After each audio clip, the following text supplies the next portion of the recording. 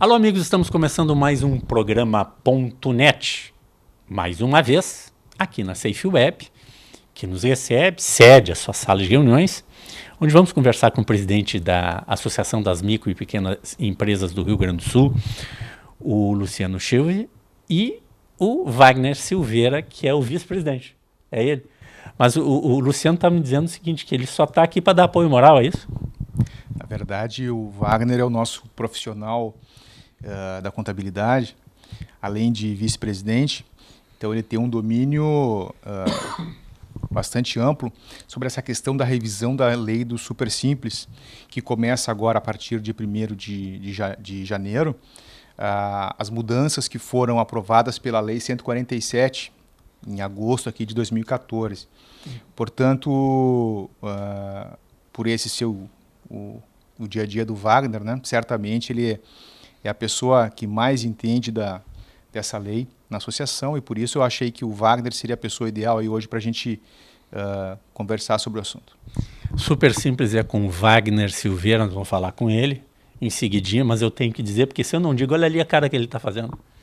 As imagens são da HP Vídeo, do Bob Aguiar, Roberto Aguiar, está botando o banner aí. Lembrando que o nosso programa vai ao ar na Poa TV, Canal 6 de Porto Alegre, da TV Informativo, Canal 20 da NET em Lajeado, e também pode pegar o nosso canal no YouTube, www.youtube.com/JROrlandini. O Bob Aguiar está colocando aí, mais de 300 vídeos já estão lá.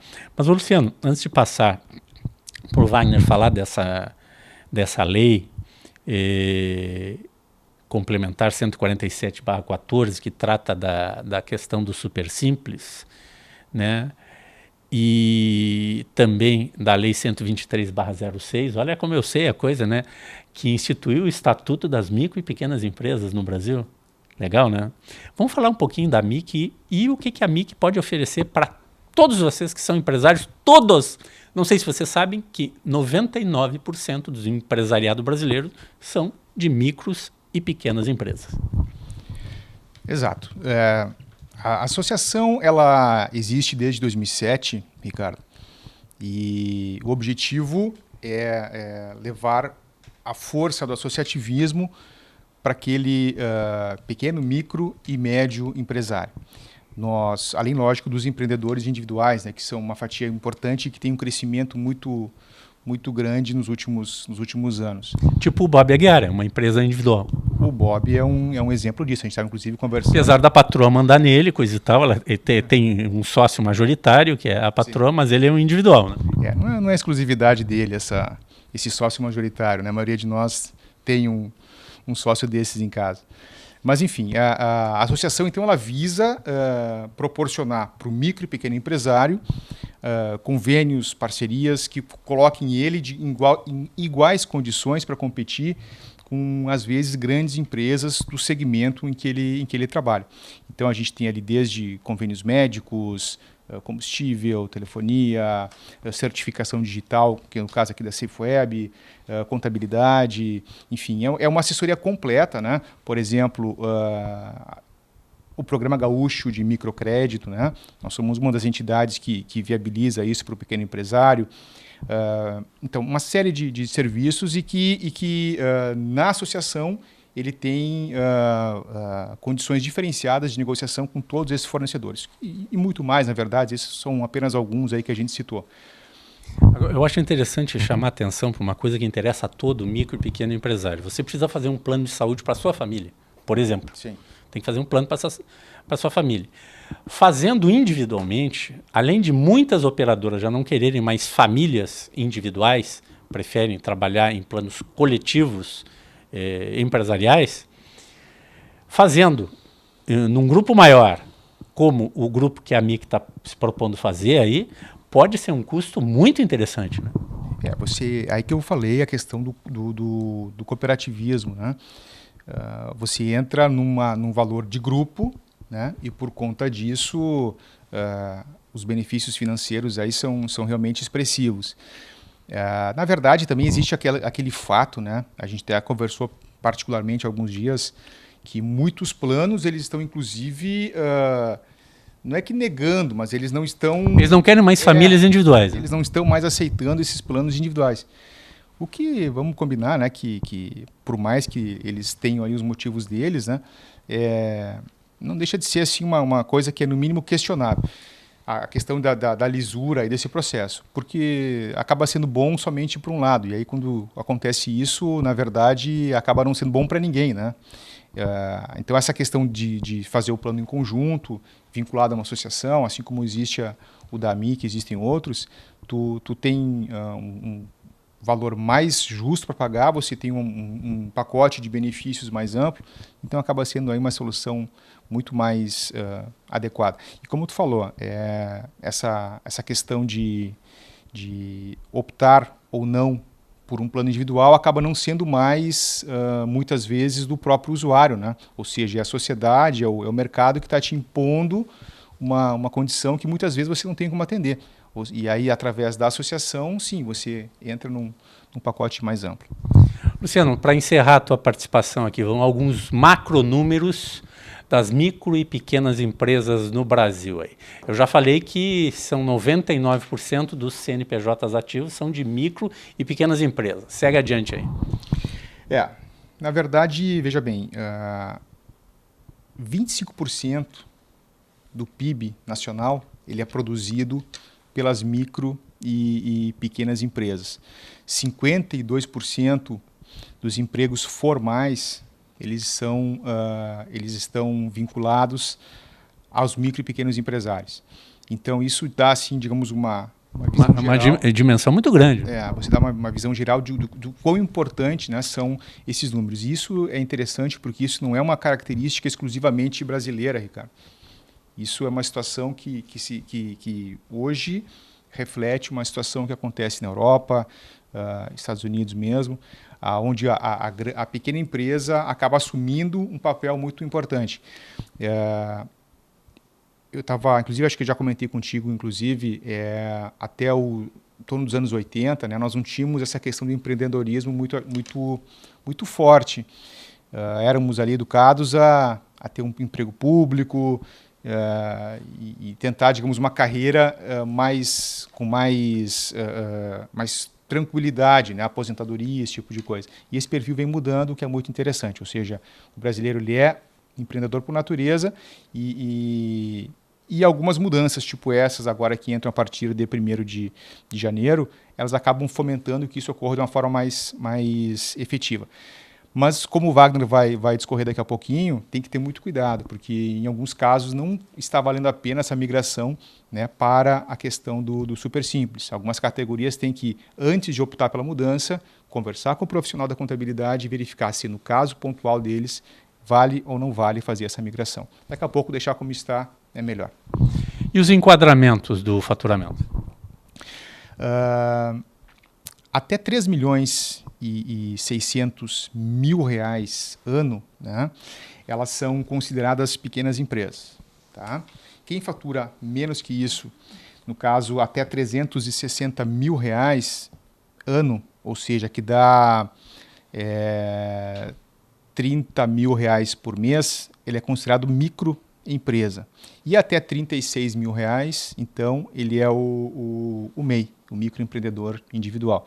Mas isso, na verdade, são números que os contadores mesmo já fazem, já dominam bastante esse assunto e já enquadraram certamente o empresário dentro de uma dessas faixas aí. Bom, nós vamos a um rápido intervalo e depois fazer um bloco maior com o Wagner Silveira, que é contador e vice-presidente da MIC, explicando sobre a entrada em vigor dessa legislação do Super Simples Nacional. Esse é o ponto.net.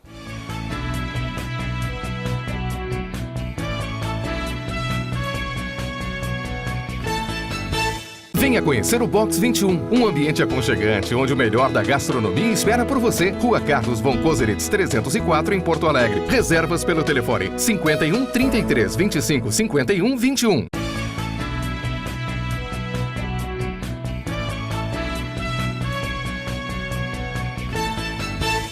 Wagner, a importância do Super Simples entrar em vigor e, antes disso, o alerta que o Luciano deixa. Não saia correndo fazendo as coisas. Fale com o seu contador, se oriente bem para não fazer bobagem, né? Exatamente. Eu acompanho já a legislação desde 94, quando iniciei minhas atividades na área contábil, né? Então, desde então, a gente já percebeu muitas mutações na legislação, com relação também às empresas que tinham lá no início de suas atividades nesses anos de 94, não subsistiam, eram sempre taxadas ao insucesso, né? Entravam no índice de empresas que não persistiam porque era a carga tributária muito alta, o governo que não tinha incentivos. Ao longo dos anos, esse panorama ele foi mudando. Isso a gente foi acompanhando isso muito incisivamente. E com a chegada do Simples, em 1997, isso teve já um baque bastante significativo. As empresas migraram para o Simples de forma voluntária e houve, nessa época, já uma taxa de sucesso, de permanência dessas empresas no mercado. E com a chegada do Super Simples em 2006, com muitas alterações aí significativas, né, fez com que realmente as empresas pudessem ter fôlego de vida financeira, puderam se organizar de forma melhor, um apoio verdadeiramente do governo, né? Pensando sempre nesse enfoque de que essas empresas pudessem verdadeiramente se manter. E com as medidas propostas pela Lei 147, de 2014, verdadeiramente agora se percebe-se que o governo quer apoiar as empresas, né? Nós estávamos aqui conversando nos bastidores, né, que se deve ter muita atenção com relação a essa parte das alíquotas, efetivamente que as empresas que antes, outrora, não poderiam optar, como o caso de representante, transporte da área médica, são vários setores que hoje vão poder optar pelo Simples, mas nem sempre é muito vantajoso essa opção, porque vai ter um acréscimo de alíquota, né? E, como eu dizia, com relação aos benefícios de estar no Simples Nacional, hoje o governo ele impõe à empresa que não é simples muitas obrigações acessórias. E obrigações acessórias que muitas das vezes traz uma penalidade por trás disso, uma vez não cumprida. Isso é a grande dor de cabeça, não somente do contribuinte, que muitas das vezes ele tem uma assessoria, boa assessoria, que cumpre com essas obrigações, mas é o que a gente sempre chama a atenção. Se porventura alguma dessas obrigações não estejam sendo cumpridas em seus prazos definidos de forma pontual, pode se tornar sim uma grande dor de cabeça, tá? Então essas obrigações acessórias vão passar a deixar de existir para as empresas que vierem optar pelo Simples Nacional. Nós, empresários do segmento contábil, estamos muito felizes que essas atividades que hoje não podem vão passar a partir de 2015, poder optar pelo Simples. Isso sim é um ponto positivo para a classe. Mas é óbvio que é necessário sim fazer uma análise tributária, porque também tem empresas que têm funcionário, tá? E realmente vai valer muito a pena optar pelo Simples Nacional, mesmo que as alíquotas podem ter variações. Então é importantíssimo que esse contribuinte, esse empresário, esse micro e pequeno empresário que quer optar, busque a sua assessoria contábil e peça para o profissional que auxilia fazer esse estudo tributário. O Wagner, são mais de 450 mil empresas no Brasil que passam a ser beneficiadas pelo Super Simples, né? Poderão ser beneficiadas pelo Super Simples, mas teve uma mudança, né, de classificação. Antes era pelo porte, o tamanho da empresa. Aliás, agora é pelo porte da empresa, pelo quanto ela fatura, e não mais pelo segmento de atuação, né? Antes era pelo segmento, que, olha, esse segmento pode, esse não pode, tá no Simples. Agora não é mais, é pelo tamanho da empresa. Com relação ao faturamento, na verdade, só vai ter uma alternância quando falamos de empresas de exportação, que em 2015 ainda faturando no mercado interno 3 milhões e 600 e no externo 3 milhões e 600, somado 7 milhões e 200, vai também poder optar pelo Simples Nacional. mas com relação ao porte, o tamanho da empresa, quando se fala em faturamento não sendo exportação, vai continuar nos 3 milhões e 600. Quando se tinha esse parâmetro de exclusão a optar pelo Simples, era assim taxado a questão do ramo de atividade. Do meu ponto de vista, algo muito preconceituoso. Vamos rapidamente falar... Médicos não podiam, por exemplo. Um médico também não, atividades intelectuais, médico, representante comercial, transporte, atacadista de bebidas, também não podia. No meu ponto de vista, são empresas, microempresas e poderiam sim estar sendo beneficiadas com a lei. E quanto prejuízo não trouxe para essas empresas? Carga tributária alta, obrigações acessórias, completamente sem um nexo esse regramento do legislador. Qual é a vantagem do Super Simples assim? Vamos pegar a empresa do Roberto Aguiar ali, que deixa de ser uma empresa tradicional, por exemplo, e entra no Super Simples. Tu falaste das obrigações acessórias, por exemplo, que muita gente não sabe o que é isso. Bom, o que é uma obrigação acessória hoje? O fisco ele é um pouco redundante. Ele pede que o contribuinte, uma empresa que não é simples, vamos falar de uma empresa lucro presumido, não nem falando de uma empresa lucro real, que já é um porte maior, mas uma empresa lucro presumido, que é uma pequena empresa. Ela tem hoje, no seu ano corrente, mais de 36 informações que ela tem que fazer ao governo. São declarações, são demonstrativos que o contador, o profissional da área, faz ao fisco de forma eletrônica, mensalmente. São informações que ela faz ao fisco municipal, estadual e federal. Muitas das vezes, essa mesma obrigação, essa obrigação acessória que ela está fazendo ao fisco municipal, ela já fez ao federal ou estadual. É dúbia as informações. Essa parafernália de informações tende agora, com a nova lei do Super Simples, a partir de 2015, a extinguir. Porque hoje, ela não sendo simples, ela está obrigada a isso. E, como eu disse agora há pouco, essas obrigações ela têm um ônus muito alto, equiparando um ônus de uma empresa de grande porte. Uma infração que uma empresa de grande porte paga, essa microempresa que não é simples também paga do mesmo patamar. Essa é a grande desigualdade de uma empresa optante pelo simples e uma que não é optante pelo simples. É injusto com o microempresário. Diferenças nas alíquotas. Assim, hoje, uma empresa que não é optante pelo Simples Nacional, ela tem uma alíquota efetiva, depende de cada atividade, mas vamos pegar pela atividade de prestação de serviço. Chega a, em média, 14% ou 16,5%, em média, depende de cada atividade. Quando ela for optar pelo Simples a partir de janeiro de 2015, pode ser que essa alíquota, isso ela não tendo funcionário, passe para 16,93%. Vocês observem, ela vai acrescer, ela vai aumentar a alíquota tributária, que é efetivamente o que o empresário vai pagar de imposto.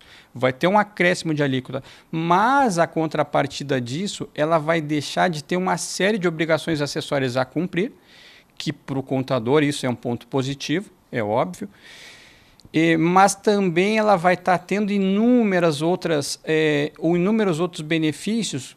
Por exemplo, hoje, o alvará tem sido um caos. Na grande maioria dos municípios no estado do Rio Grande do Sul, as empresas não estão podendo ter alvará.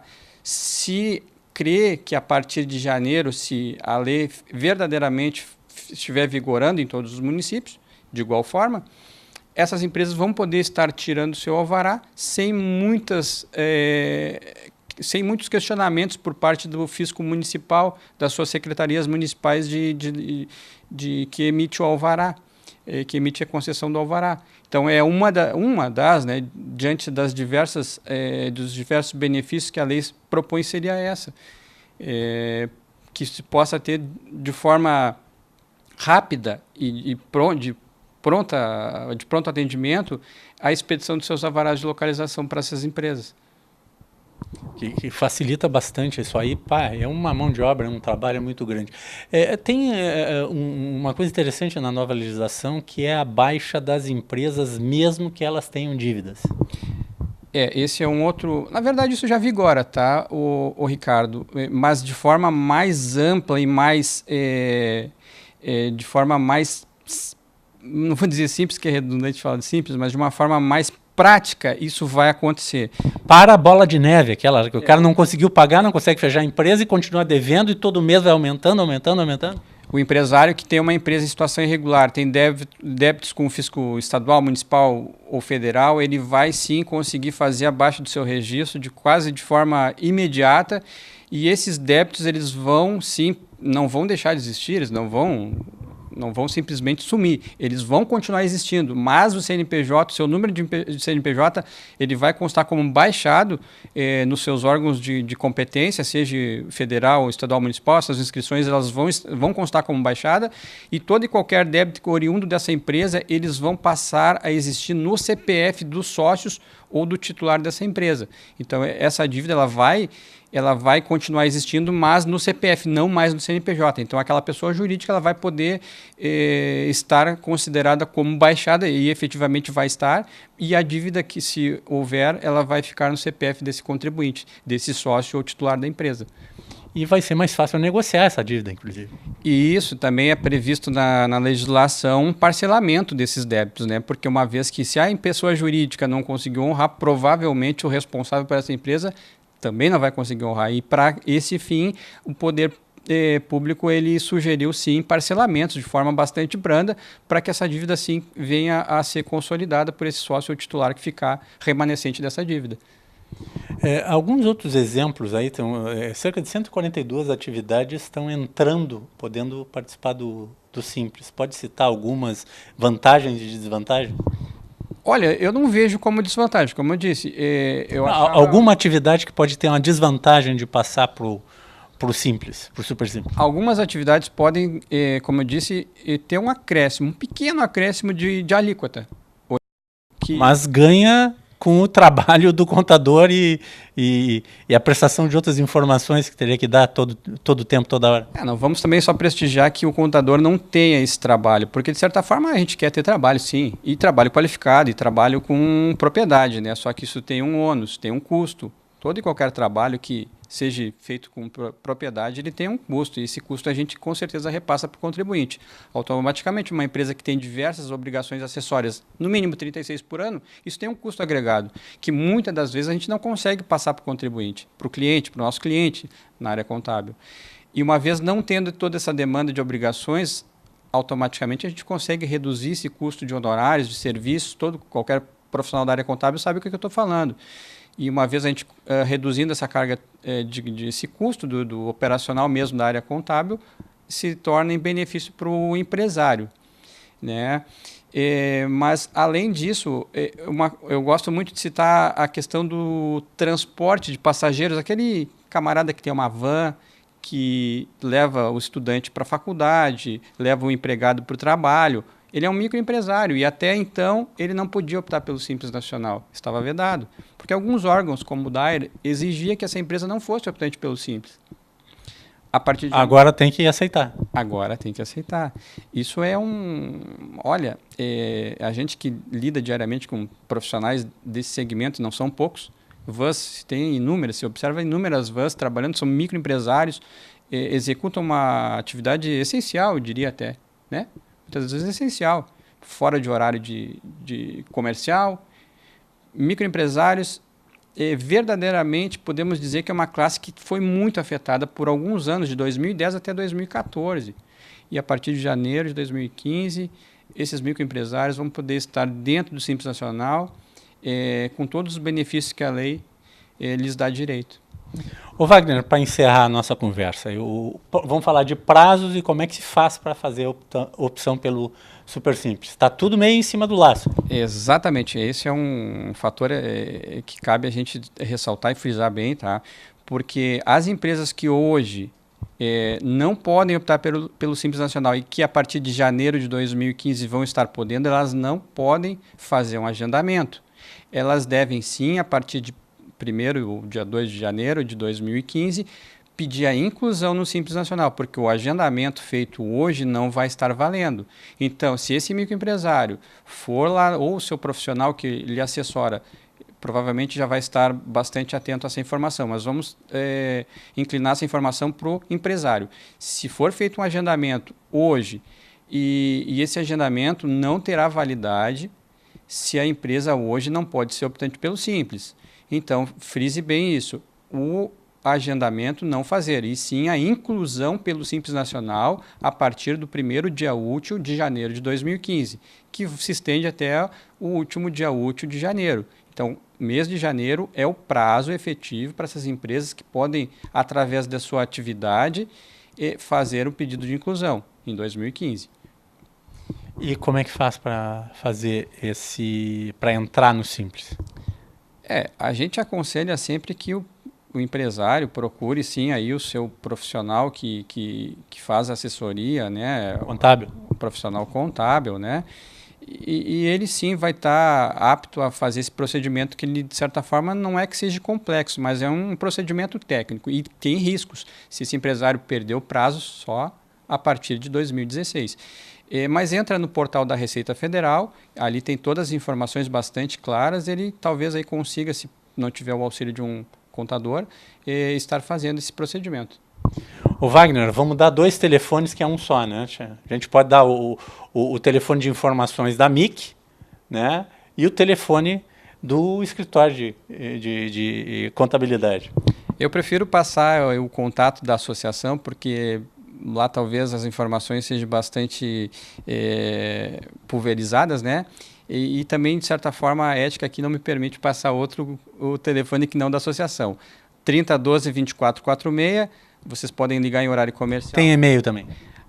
comercial@amicrs.org.br. Mande os e-mails, ligue, faça contato que a gente vai tirar todas as dúvidas enquanto estiver vigente o prazo aí para inclusão no Simples. Luciano, o Wagner saiu bem? Como sempre, né? Como de costume. Precisou da tua assessoria ou não? Nem um pouco, na verdade. Eu estou aqui aprendendo com ele também, né? Tá bom, Luciano. Wagner, muito obrigado. Esse é o Ponto.net.